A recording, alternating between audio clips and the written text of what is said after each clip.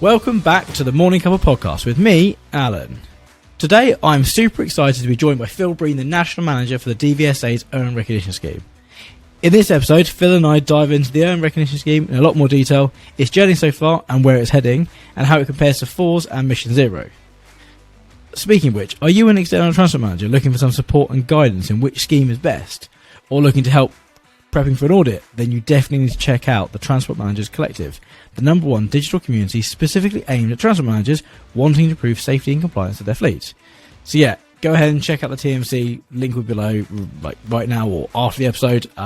Anyway, buckle up, this is an interesting one.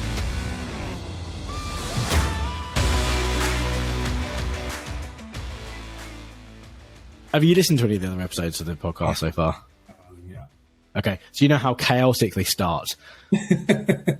They don't start anywhere nearly as professional as they should do. So it'll probably, Elizabeth will have cut at some point in the last 20 seconds and we're just going to be mid-talking, mid-conversation. So, yeah, I just want to say thank you, Phil, for joining me on the podcast today. And yeah, it's a pleasure to finally get this session booked in and kind of get a recording sorted. No, absolute pleasure. Thanks for having me. Looking forward to it. Yeah, you are one of the few guests that I know I have to have questions, or at least pointers to make sure we keep to time. And I know you're a very busy man. I know it is a Friday afternoon, but it is still, you have to have deadlines. But also I know that there's certain things we want to be careful of saying. So we're just going to kind of run to a few questions. So we'll kick straight off. And I know I've seen on your LinkedIn, you're on lots of webinars and lots of podcasts at the moment, but for those of our listeners that don't listen to those other ones, do you want to give us a quick rundown of your background and kind of your professional career up to this point that got you to working within the DVSA? Yeah, sure, certainly. So I did a few odd jobs before I started at DVSA, or VOSA as it was back then, but I still started at VOSA quite a few years ago. So I've been with DVSA for about 17 and a half years now. Oh, wow. So, I started off actually just in our testing division. It was always going to be a 6-month stopgap before I went to go train and be a plumber. But here I am 17 and a half years later. So, it was just right time, right place really for me. My mum, actually, her background was always in school transport. So transport was always kind of on my radar. But an opportunity came up in our enforcement division. I went for that role and got it, and then kind of didn't look back and worked on from there really. So I was roadside as a traffic examiner for a good few years. And I was dealing with something new that came into us called BOAM, which was bus operator account management. And it was all to do making sure that services were serving their communities and running as they should be. And there was some investigation into the money that's claimed, all this kind of thing. And actually quite enjoyed it, without sounding too much like a bus spotter. Actually quite enjoyed it. And the position came up to actually run that nationally and oversee that. And I went for that role and I got it. And turned that scheme around. I was quite proud of what I did there, and became quite highly regarded with it. And then this opportunity came up within Earned Recognition, created a whole new role for this new scheme called the National Account Manager for the Earned Recognition Scheme. And I went for that and I got that. And that's been about 3.5 years ago. So that's kind of my career up to date, really. Been with them for a while. Yeah, I'll say you're like, you bleed DVSA, I guess, then. It's like, I can definitely resonate with that sort of 6-month stopgap. I did that after uni. I went into, I was meant to do a 6-week placement in childcare of all things, as a childminder, just to help out someone. 2 years later, I was there full time still. I was like, no, I need to draw a line here. I need to leave. I need to move on to Passage New, which is my plan. So yeah, I can definitely resonate with that. Just so I wanted to ask before we kind of carry on, when did Earned Recognition actually start? Right, so it has its 5-year anniversary coming up in April of this year, April the 24th. But that's when the pilot started. So it's been running kind of business as usual for roughly about 4 years now. So you were brought in, the reason I ask is you were brought in kind of pretty early doors to sort of like, what was the point of bringing you in? Like, what was their motivation for bringing in yourself into the role? So I think the point is probably to I don't want to say modernise, that's probably the wrong wording, but actually earn recognition as a scheme has always been really strong. Always been really strong. For our listeners, there was about a 25-minute hiatus in between the question and the answer that you're now going to give. And the question was, I'll be honest, this happens. So we'll have some music in between. But also, yeah, I think the question I asked was, why DVSA earn recognition is 5 years old this April, and you said that you were brought in kind of 3.5 years ago. It was like, I was mostly asking, what was your role? Why were you brought in? What have you been brought in to try and achieve? Yeah, so I think when earn recognition, when it was first created, it's all around safety and compliance, and that speaks for itself. But actually, I don't think we should always assume that people understand it or know what it is, or understand why it's beneficial to them as a business or as an operator or an individual or a contract holder. So they created my role really to develop the scheme, because they don't want it to be stagnant. It should always be growing. It should always be developing, but also engaging with industry a little bit more. Earn recognition as a concept is completely different from anything that DVSA have done before. We've been seen as like the scary bloke from the ministry a little bit, whereas earn recognition is always a partnership. So basically it's speaking to industry, getting them to understand what earn recognition is, making sure that I'm approachable and available to speak to industry so that we can answer those questions, and really to just get rid of any of those myths that are out there. But like I say, to continue to develop the scheme as well, Alan, my role very much is looking into every element of developing earn recognition. And what I mean by that is making sure, yes, it's the best when it comes to safety and compliance. The standards are the best in industry, but also I understand these people are running businesses. So if I can make it as commercially viable for them as possible and gives them that advantage, why would I not? When we look at contracts and things like that, why would you not want to award contract to the safest and most compliant operators out there? When our roadside teams out there in enforcement stop vehicles that are seriously and serially non-compliant, I'm talking vehicles that the brakes aren't working on them. They're dangerously overweight. They've got insecure loads. Their drivers have fallen asleep at the wheel. They haven't just gone out there because they fancied a jolly. Someone's given them a contract. Someone's paid them to deliver a service at the end of the day. And for me, that just feels wrong. It's kind of, we've all got a responsibility to really understand, who are we putting into our supply chain? Who are we awarding these contracts to? Who are we using for services? But also us as an operator, what are we doing? Are we being the best at what we do? Are we trying to be the most compliant? That won't be for everyone. Don't get me wrong. Like earn recognition never is going to be for everyone. But ultimately, I think most people in life want to get things right if they can. Yeah. I think it's, I think it's important to think that you want to do things right, but you also want to be safe. And it's not about ticking a compliance box. It's about actually kind of making sure you get your drivers home kind of in one piece, but also not being a danger to other road users. I think I don't think there's many people that would actually say they want to be a danger to other road users. So it's so I guess we've kind of been like, I wanted you on the pod to talk about earned recognition as a scheme, and we kind of started discussing it. But I guess if I was to kind of go, what's the elevator pitch? What's the spiel that you give to people when you go, what is earned recognition? This is the floor to kind of explain to our listeners that might have heard of it, might have seen the words written down, but don't really know what it is. I'll try not to go with spiel then, Alan. I'll try to give a good overview. There we go. There you go. Okay. Really, in a nutshell, earn recognition came about because we were asked, and when I say we, I mean Department for Transport and DVSA were asked, what does good look like? Yes, you've got your operator licence obligations, but for operators that want to achieve that, but also maybe go a little bit further, or also get recognised as doing that extra or trying to get it right. There's loads of schemes out there, but actually, what are we saying as the regulator of transport in GB? What are we saying that looks like? And that's where earn recognition kind of began, really. So it's basically a free to join scheme for operators that have a proven track record of getting it right. A good track record of compliance. What they do, they share some information with us through KPIs every 4 weeks, all based around the operator license, those KPIs. So not asking you to do anything extra.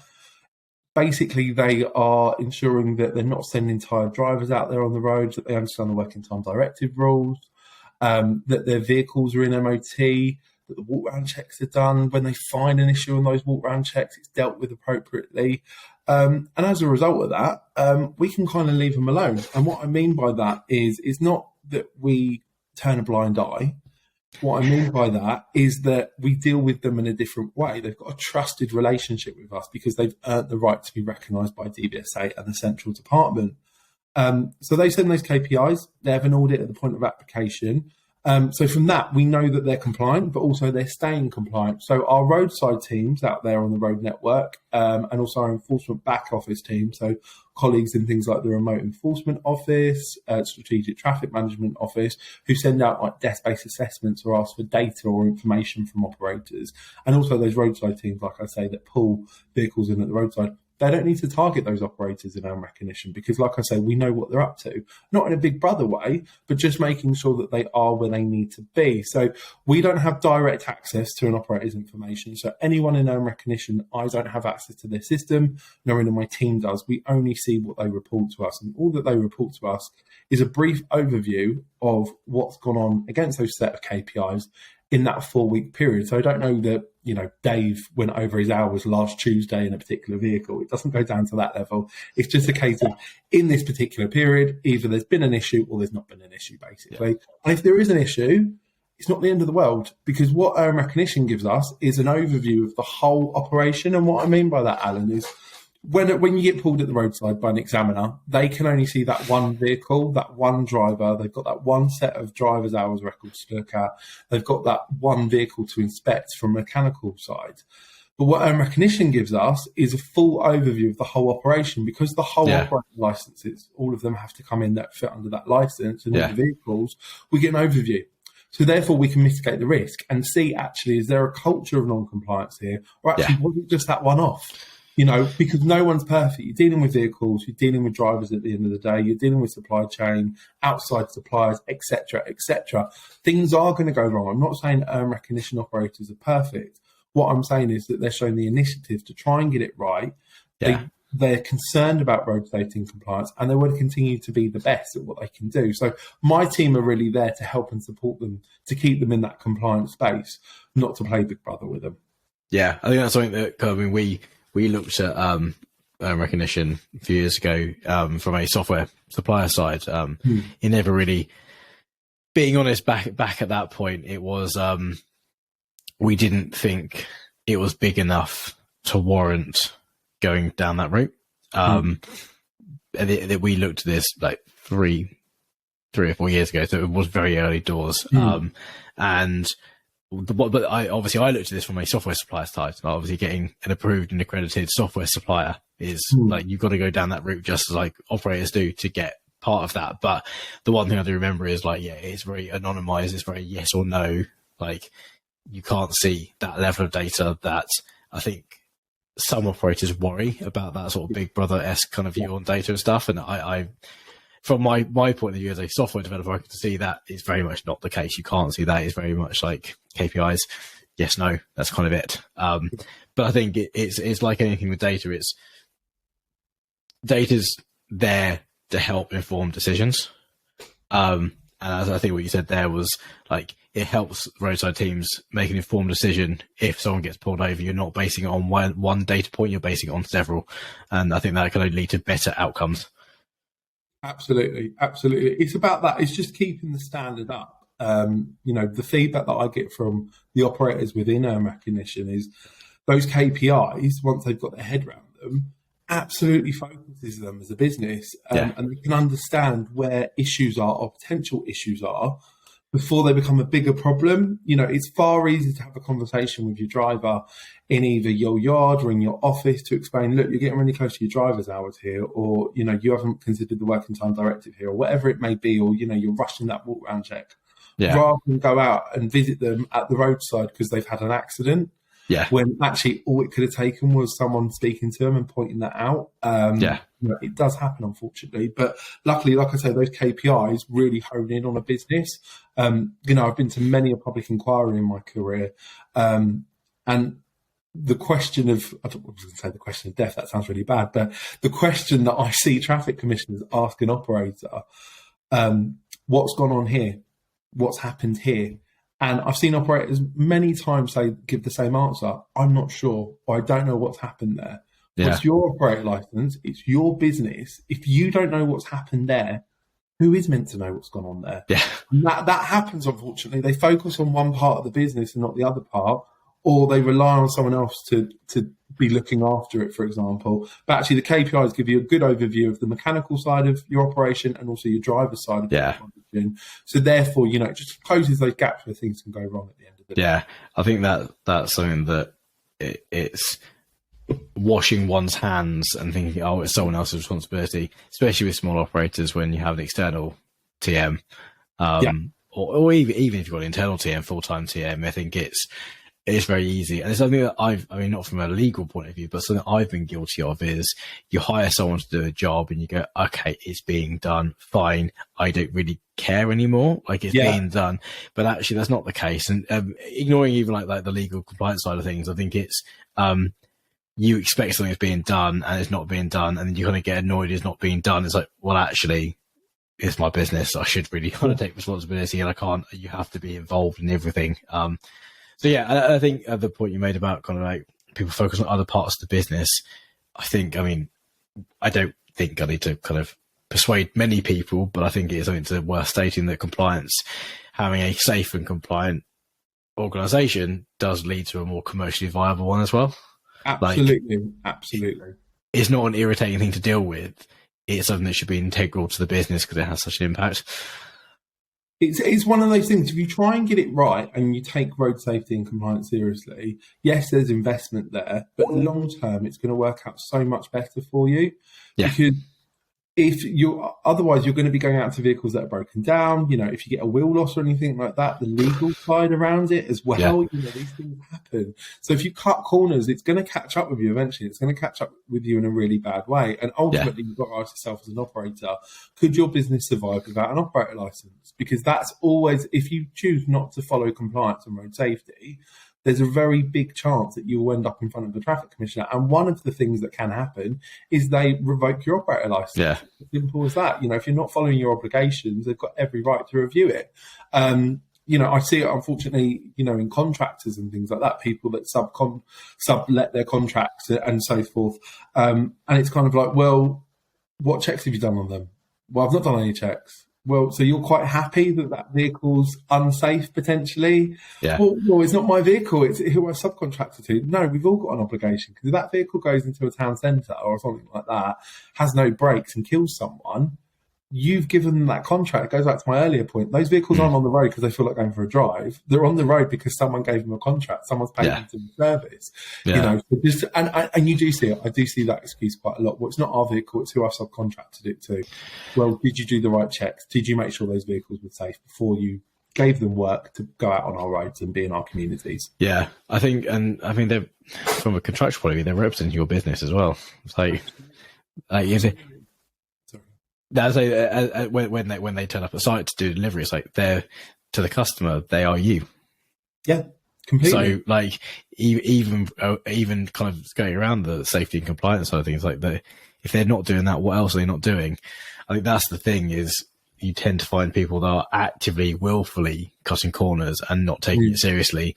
It's like, what else are they not doing?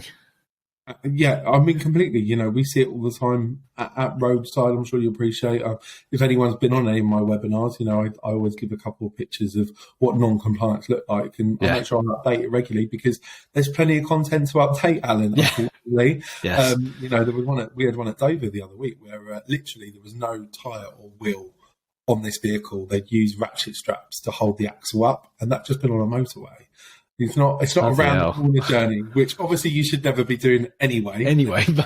But going on a motorway and into a major port, like one of the busiest ports in the UK, probably not a great idea. Definitely not a great idea. Yeah, that shouldn't be done.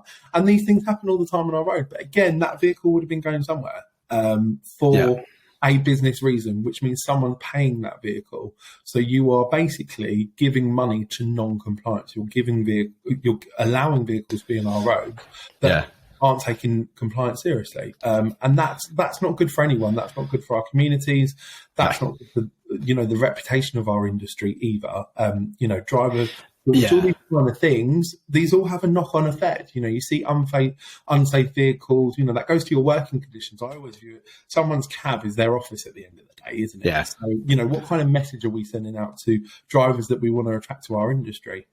I mean, that's a massive problem. Obviously, we got people leaving the industry. We've got kind of an aging population to a certain extent, not just in the UK generally, but also within transport. You do see that we are struggling to recruit people into it, and it's difficult to see it as a worthwhile career choice when you see kind of some of the conditions they might have to put up with. So I think it's really important to get that right, actually. Absolutely. Psst, out of there. Just a quick introduction to the show quickly. I just want to let you guys know of a brand new product that I am super proud that we've launched over the last couple of months. The Transport Managers Collective, or TMC for short, is a digital community of TMs to share best practice and ultimately improve safety and compliance on our roads. Not only that, it's been designed to foster close, meaningful connections with other like-minded individuals to help improve your own mental health and reduce that sense of isolation that many TMs face in their professional roles. As I said, I'm super proud of this community. So do go check it out by going to www.tmcollective.co.uk and use the code FREETRIAL to get your first month free.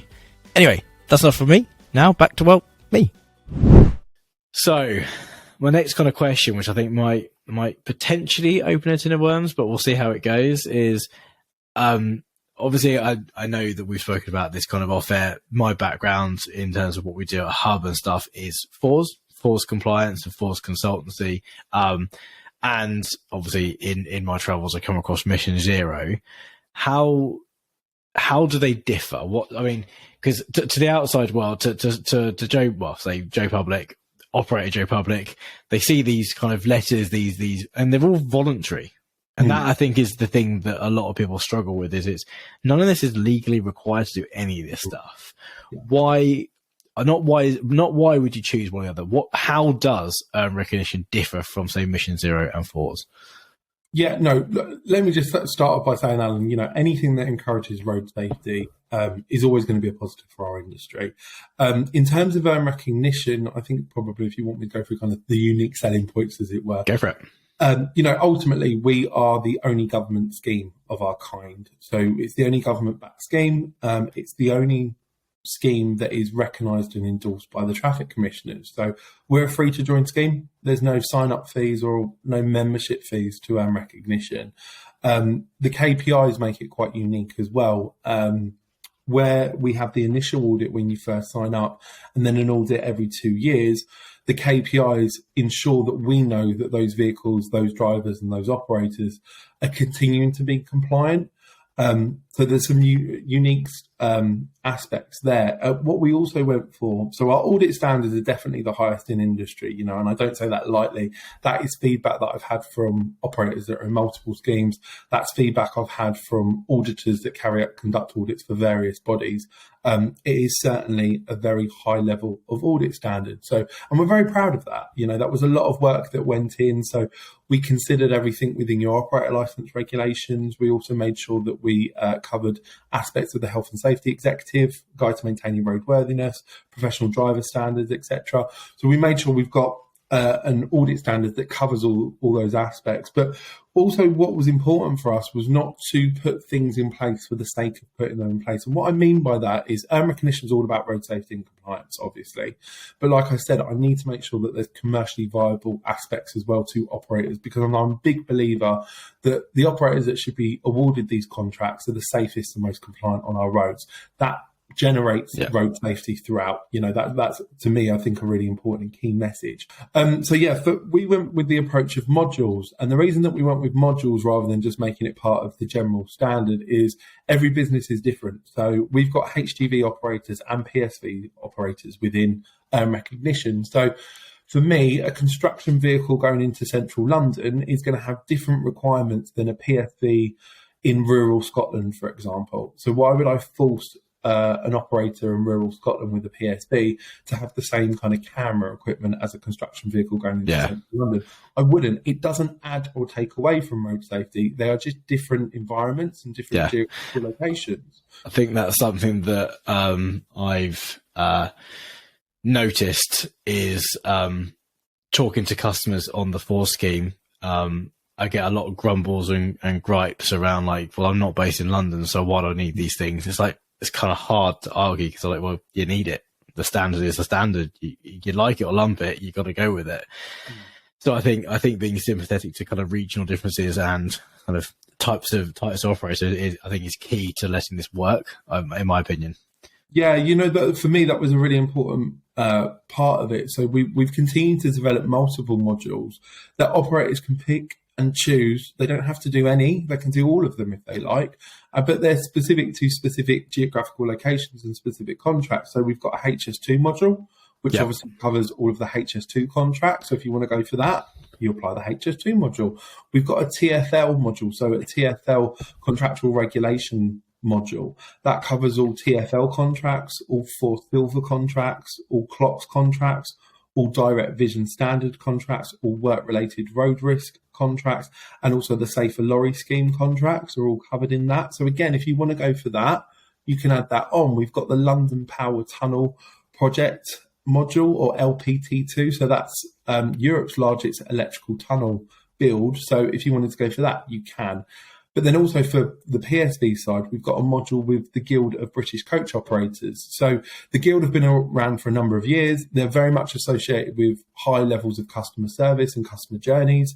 So really nice for us to be able to align with them. Because obviously we've got kind of the safety and the compliance aspect completely covered. So a customer can go for, an operator that sits within that and know they're going to get a full service. Previously, the Guild, you could only be a member of the Guild if you were nominated by an existing member. But now through earn recognition, you can apply to be a Guild member. So just opened it up a little bit more. Oh, wow. So a nice little add-on there. But we'll continue to build modules. There's lots going on in the background. We're due to launch some more modules in the coming months.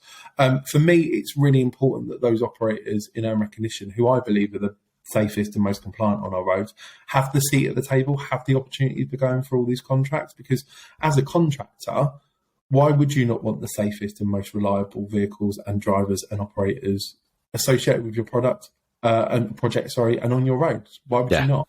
No, I mean, I guess arguments from those individuals are it costs more.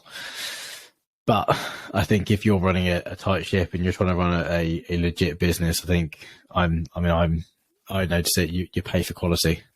Yeah. It's quite simple. Like if you want to have someone representing your business that is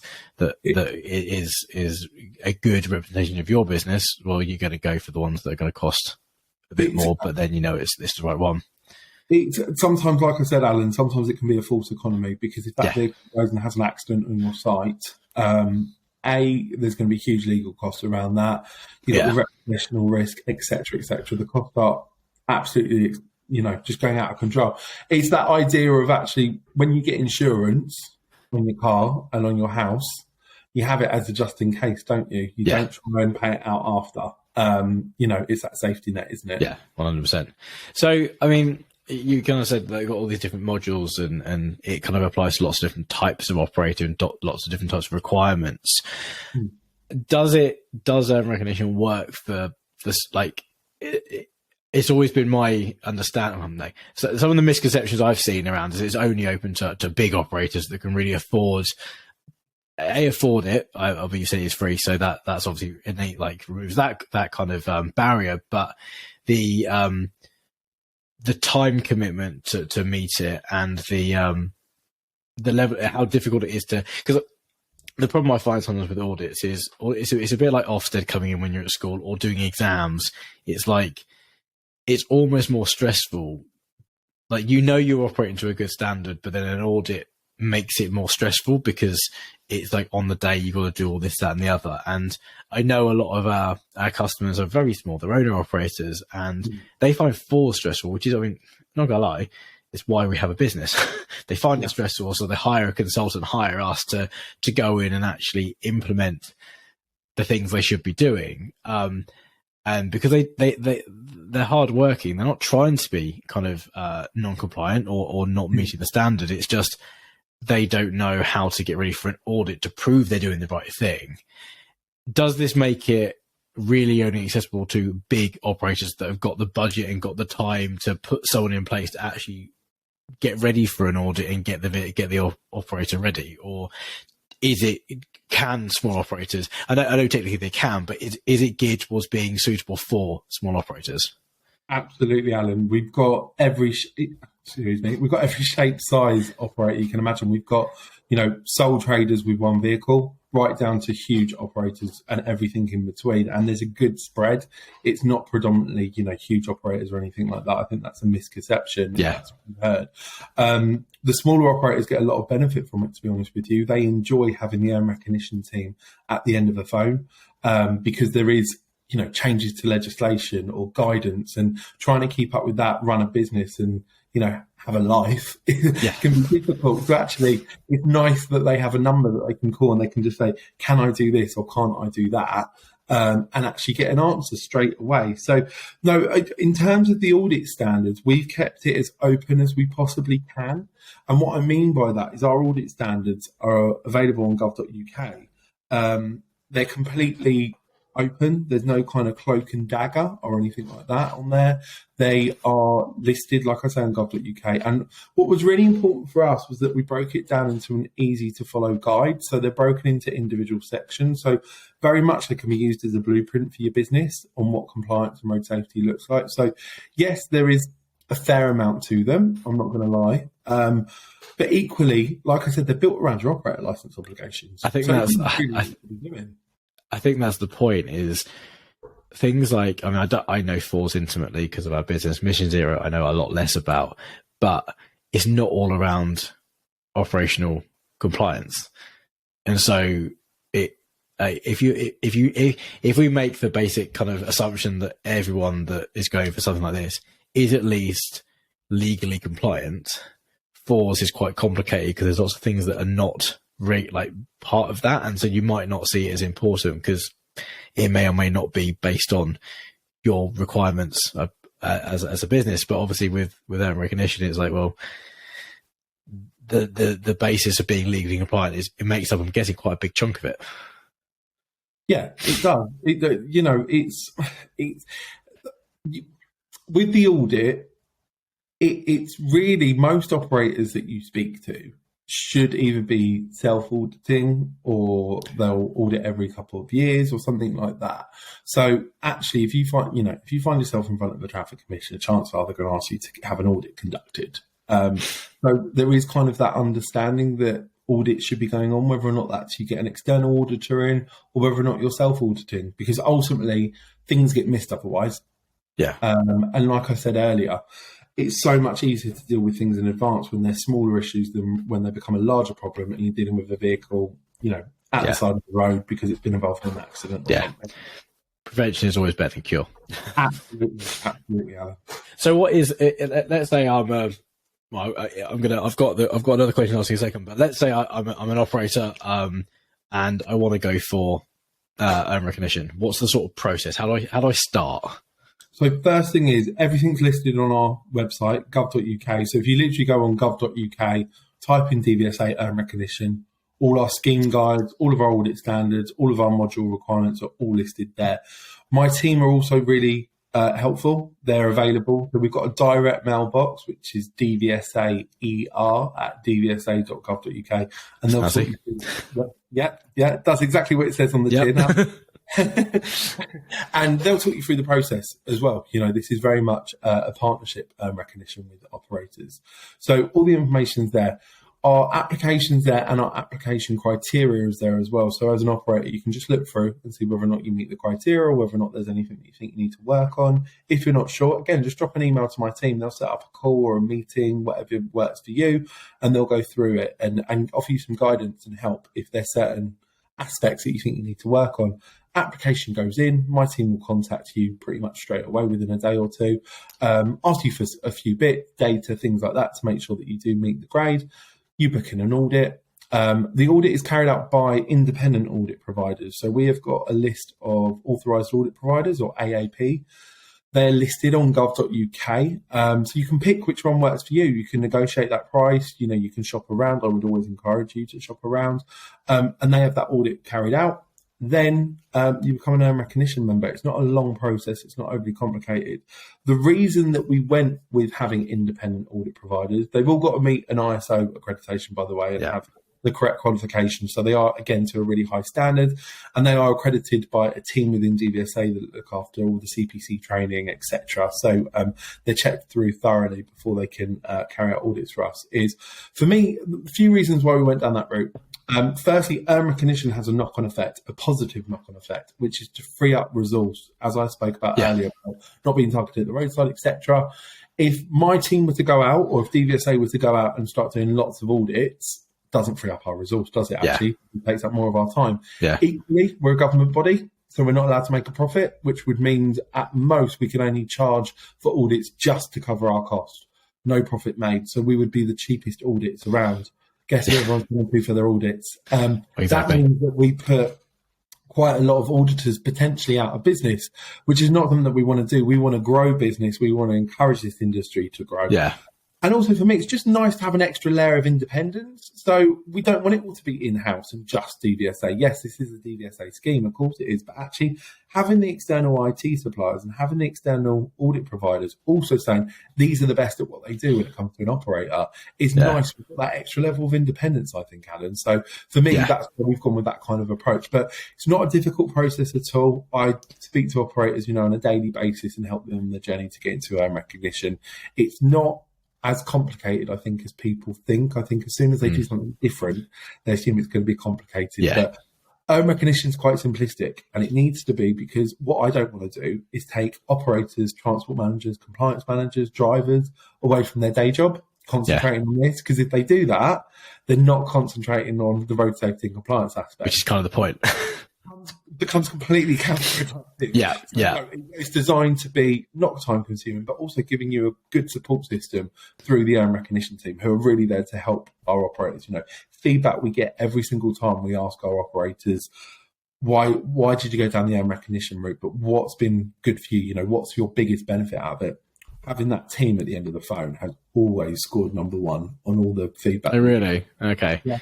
Which was surprising. I always thought, especially when we asked them just after COVID and we gave them a year's extension on MOTs, I thought saving them a good few £1,000s may be it, but it wasn't. It didn't take over. So it shows the quality of service my team give to the operators. Yeah, I think a lot of transport professionals generally, I think, feel quite isolated, and don't really know where to turn to for advice. I know my experience working with external transport managers, you're kind of thrown out into the cold, and you've got to fend for yourself and work this stuff out. So having kind of a direct line to DVSA is not to be sniffed at, I don't think. Absolutely. And, and we're also there to help them and champion them. If they've got issues or something that they've come across and they just want a bit of clarification or someone to pick up the baton for them, if they've got an issue with an application that's gone in or something like that elsewhere in DVSA or elsewhere in DFT, my team will, deal with that and pick it up for them so that they can concentrate on their business. I guess from your point of view, you want these businesses that are on the scheme to succeed, because they're operating to a higher standard. So you'll do whatever you can as part of your team to actually raise them up, not just from a safety and compliance point of view, but from a business point of view as well, because that's obviously beneficial to the scheme, obviously, as well. Absolutely.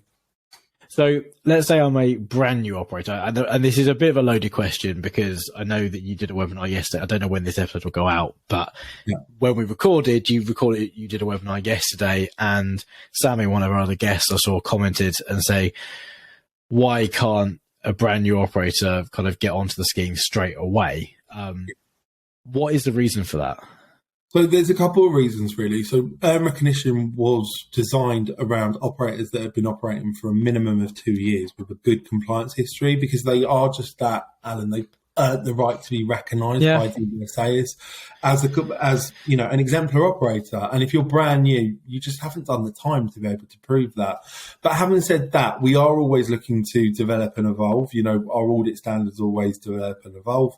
So I did say to Sammy specifically on that, to get in contact with me, and we can talk out some ideas. So we're always open to suggestions as well. If there are operators that think, I'm a new operator, but actually I'm getting it right, there's nothing to stop us expanding or looking in different directions. Don't know what that would look like, but we're certainly open to dialogue. I'm never a believer in we've got all the answers straight away and things evolve and change. I think that's when you fall into the line of arrogance. We very much do that within our recognition. We take a lot of information and insight from our members, and why would we not? So, I think it's really important that we listen to industry, that we're aware of what's going on in industry and what people want from us as a government agency at the end of the day. I think that's really important. Because you are ultimately there to serve as well. Yeah, I am. Like that is as a government agency, you're there to serve the industry you support. So I think it's important that it's a two-way street. It's quite refreshing I must say, I've done had a few conversations around kind of various like podcast guests in the prep for the last kind of few episodes that I've recorded, and I'm quite happy to talk about other people on other podcasts and stuff. And when your name comes up, it's always really positive in the sense that you actually do listen to people, you do take on board this stuff. You don't necessarily action everything because it's not necessarily within your power and it's not maybe the right direction it's going to go in, but you do always collect that information, and I think that's really important. It's something that we care deeply as a commercial organisation, as we are. Like personally, I think the only person that you should ever listen to is the customer, because they're the ones going to give you the most raw feedback and going to be the most useful feedback. Completely, Alan. The TFL module came about because we were championed by our operators that they wanted alternative options when it came to contracts and things like that. So that was something that I really championed with TFL. And it's paid off, and that came on the back of what our members really wanted. So whenever I work on new modules or if I work on any kind of benefits to the scheme, the first people I listen to is, of course, our members. And why would I not? Probably have to listen to a minister as well now and again, but really the first thought of call is our operators and see what's viable, of course, I think that's actually a really understated question is whether it's viable or not. It's like, it's got to be commercially viable for these businesses to implement anything like this, because if it's not, it becomes a hassle. And if one thing becomes a hassle, then the whole thing becomes a hassle. And then it devalues the scheme entirely. I think that's really important. So, I think you kind of alluded to the fact that it is a completely free scheme. Mm-hmm. Obviously, there are costs associated with it. You've got to pay for an audit, which I'm guessing you don't set the rates, but that is a thing that's got to be taken into consideration. Do operators need to use an approved software supplier? So, yes and no. So our KPIs, like I said, are split into two sections. So you've got the driver side, which is your tachograph, driver's hours, working time directive. Then you've got the vehicle side, which is your MOT, maintenance, walk-around checks. So for the driver's hours side, yes, they will need to use one of our approved IT system suppliers, and they relay that information digitally. For maintenance, you can have a mixed bag. So basically, yes, you can have fully digital from one of our approved suppliers, but also you can have manual in-house systems that we would check over and make sure they're doing what they should be doing. We also have some digital online forms where you can upload information. Again, we would go through that process and approve it with said operator. Or we can approve your own in-house system. So a lot of operators for maintenance will have, say, a few different channels that come in-house because they've got different maintenance suppliers, different makes and models of vehicles, etc. Yeah. So they'll have a very different bespoke system that they've created that works for their business. So we would approve that if it meets the criteria, or they need to make a couple of little tweaks to what it is. So yeah, you would need to have that in place. But generally, most operators that I speak to, especially for tachographs, they've got already do. Yeah, it was more. Obviously, it's very difficult to do anything around kind of tachos without a system. So that's fair. But I think with the maintenance, we do see. I mean, Hub does a lot of this, and that was kind of the point of the question is. We've got a lot of people that use Hub that would probably want to go for this. So maybe it's something we need to investigate. But it's like, if you don't use a maintenance system at all, in terms of, let's say you are actually whiteboard on the wall, folders. I know a lot of operators are like, oh, but then it means I then got to use another system. I've got to spend more money on another system. If it can be that it can be kind of like online forms that can do it every 4 weeks, then I guess that removes some of that. I mean, to me, that's a forced economy because that's harder than just having a system. But that's just my personal opinion.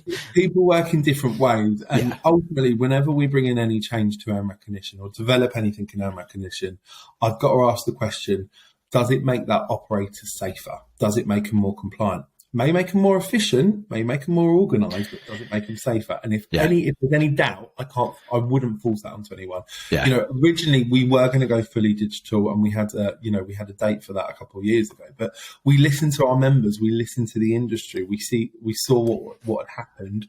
You know, if you kind of think what the world looked like 5 years ago, quite a lot's happened in that short space of time. You know, I remember when Brexit was the biggest talking point, forget COVID and everything else, and lots of other things that have happened along the way. But, you know, the world's changed, and we've reacted to that in a positive way, by actually understanding what our users want, but also what's in the marketplace, and realistically where, you know, digitization of maintenance is. And so now we've offered our members and people that want to sign up to AIM recognition as many options as we possibly can, but with the same outcome. The same outcome is making sure they're safe and efficient, and that they've taken road safety seriously. And we can do that, and we do that very well. So, I'm really pleased that we've, like I said, continue to evolve, Alan, but listen to the marketplace, listen to the industry, and listen to our members. Yeah, I think that's key. So what does the future hold for AIM recognition? Like what can you share about the future? What can I share? My crystal ball. There'll be continuation of development with AIM recognition, and what I mean by that is there'll be more modules coming in. It's highly regarded in the industry. I would say certainly the feedback that I get, most operators that I speak to that are in the scheme say, I just wish I did it sooner, to be honest with you, Phil. We will continue to grow it. We'll look at recognition potentially as a brand as well. You know, what else is out there that recognition could come across? You know, if you look at it, I want to use a safe, compliant operator. I'm going to go with an recognition operator. What else may you want to use within our industry, which is safe, compliant, or reliable, whatever it may be? And why should we not try and create something that makes that easy for the user to find that service, you know? Yeah, I think that the future, as we were saying, I think you've got to evolve with the times. You've got to keep moving forward and not stagnate. I don't think I actually put this on another podcast with another guest I was speaking to earlier, but I kind of was like trying to do my predictions around like where I see FOR's Mission Zero recognition going. And I personally, although I'm a big advocate for FORs because I mean I made a business around it, so I've got to kind of sing that a little bit. I do think the fact that it is a DVSA kind of approved, it's a government kind of organisation that does it. Like it feels, and also it has an actual impact on. As an operator, you don't get pulled over. I think that's a massive impact compared to kind of the other schemes out there. But I did think, and this is my personal opinion, I know I can have one, I'm allowed to have one, but I think the one thing that I think AIM recognition needs to get right, which I think you're doing well, is A, listening to members, but B, although it's not a commercial business, it has to be treated as such. It has to become attractive to people, obviously, which I know obviously it is with all the modules and the schemes and meeting things. But I think it has to be marketed. The go-to-market strategy is so important because, like, I came across this recognition 3 or 4 years ago, and I kind of disregarded it because I looked at the scheme and went, it's not very big. I don't really see the point in being part of it. And that's honestly as how I viewed it. Now, obviously, I feel that that's maybe I made a wrong decision back then at disregarding it. But I do think the future is really bright if the strategy around getting this in front of users and being picked up by operators is got right. I think that's my personal view. I think in 5 years' time, if that's got right, I think AIM recognition has got legs to be a really, really big kind of like scheme that will kind of thrive and flourish. But that's just my personal opinion. I'm allowed to have that. I think I'm allowed to have that. So, what does the future hold for yourself then? Like, where do you see yourself going with this? Are you still very much on the earn recognition journey, or do you have other kind of things you want to pursue? Well, yeah, I mean, personally, earn recognition for me, like I'm sure you can gather, Alan, I kind of breathe it, sleep it. Bad that I am. But there's so much that I think earn recognition can do and continue to do really well. You know, I'm really passionate about it, and I'm lucky I've got a great team behind me as well. I like the fact that I can engage with industry, and you know, I'd like to think I'm getting quite known in industry now, and they take back that we are actually listening to them. Yeah, and not the scary people from the ministry. And I've tried quite a lot over the last few years to try and change that narrative a little bit and see we are approachable, and this is a partnership scheme. We're going to work with you. So I'm really excited just to kind of grow recognition more and see it absolutely thrive. And I think it's got the potential to do that. It's continuing to do that. Look, in terms of numbers and things like that will grow. Is that my biggest thing that I want to work on? No, not really, because what's really important to me is making sure that the standards are always at the highest they should be. They should always be the industry leader when it comes to standards. Yeah, we are that now, and I want to continue that. The second that I start chasing numbers, naturally you will drop your game a little bit, because you want to be the biggest or get as many in as you can as quickly as you can. That's probably not right. That isn't right. For us, it's road safety and compliance at its heart. That's always going to be key to earn recognition, that the operators in that are guaranteed to be the safest and most compliant, and those that use earn recognition operators are knowing that they're always using the safest and most compliant operators in their supply chain, in the vehicles that are serving your community. You know, how nice is it to know my kids get on a school bus, it's an earn recognition operator, someone's probably looked at the brakes today. Yeah, you know, I think there's potential thinking about it. There's a piece around kind of public awareness, not just operator awareness. Is like operators are starting to know what this is, and like I talk to people, and it comes up now in the same breath as FORS. So operators are aware, but I think it's a public thing, because I think I was talking off air about me sitting down with the local bus coach company, and like he gets quite irate because he'll lose out on contracts for local school runs because the other ones are 50 quid a run cheaper.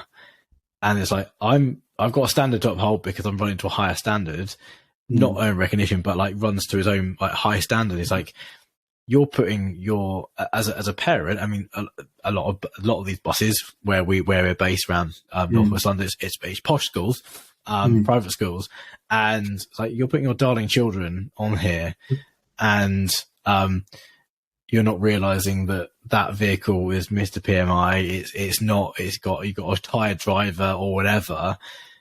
As a parent, you like to think, oh, the school's done its due diligence. They've got a supplier, but actually, schools haven't got a clue because they're not transport operators. So I think there's a certain piece around kind of public awareness around something like this scheme as well. I think that would be really helpful. Completely agree, Nal, and you've kind of hit the nail on the head there. I see that so much.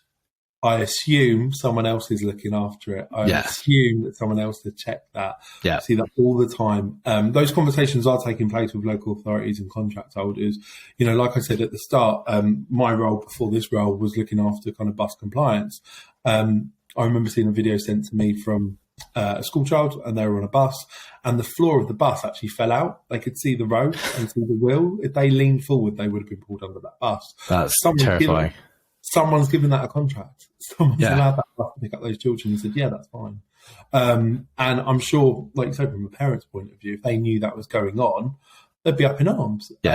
So absolutely, we are having those conversations and making sure that people understand, actually, we've all got a duty when it comes to road safety. We've all got a duty when it comes to safety of the passengers and also those goods and services. Equally, HGV side, you know, if you give a contract to an operator and they're even just illegally dumping your waste, that's impacted someone's life. They put it on the local school playing field.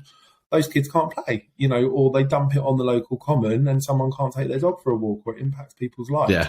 These all have a knock-on effect outside of road safety as well. It's a society impact as well. You know, we should all be a little bit more socially conscious on that. 100%. When it comes to the services we use and the operators that we employ in our supply chain at the end of the day. Yeah, for sure. I think my last point I want to make is this is only ever going to work if it doesn't become a for-profit scheme.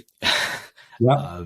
I think that's something that I mean, we went off on another topic, but that's what you said a few minutes ago was, that you don't want to chase numbers, because if you start chasing numbers, your standards drop. And I think if you start chasing numbers, it's usually because there's a commercially viable reason for it, or like there's a profit making reason for it. And obviously, as you say, I think we don't want to encourage that. So I think it's staying as a kind of non-profit scheme I think is key and crucial. Absolutely. It's funded through the operator license scheme anyway, so that's how it's funded. So the funding does not need to come from our members. It's part of the operator license scheme. So no, it's not. We're never going to be commission based or anything like that. They don't pay me any commission, unfortunately, Alan. But, but no, you do it for the love. I do it for the love. Yeah, I won't set up a GoFundMe page just yet. It's fine. But thank you. That's how it should be. It should actually be. Comes from DVSA. It comes from the Department for Transport. This is about setting a standard within our industry so that safety and compliance is taken seriously, and a really easy how-to guide to how to be in that good space. That's by becoming an own recognition operator and using own recognition operators within your supply chain and within your services.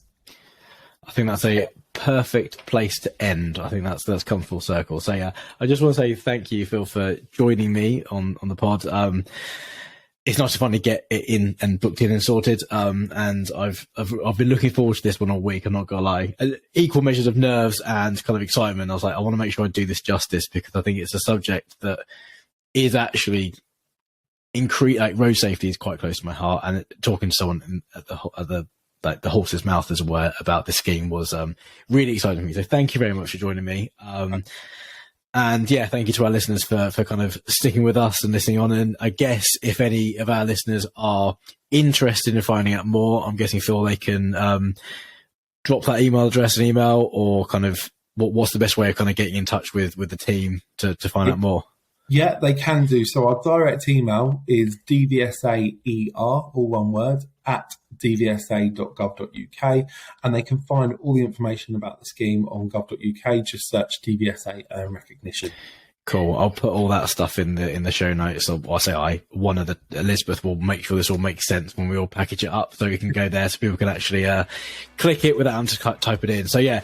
Once again, just thanks, Phil, for joining me. And I look forward to what the future holds for recognition over the coming years. Brilliant. Thanks very much for having me. Really appreciate it. Cheers, Phil. Thank you. Cheers.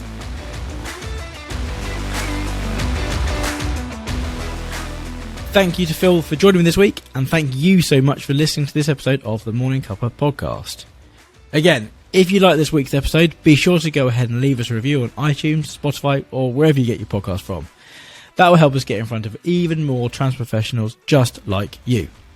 As always, I love chatting to other transport professionals, so go ahead and find me on LinkedIn, Instagram, links will be below, I'm sure. That's all from me. Once again, thanks for listening to the show. I've been Alan, and this has been the Morning Cuppa podcast.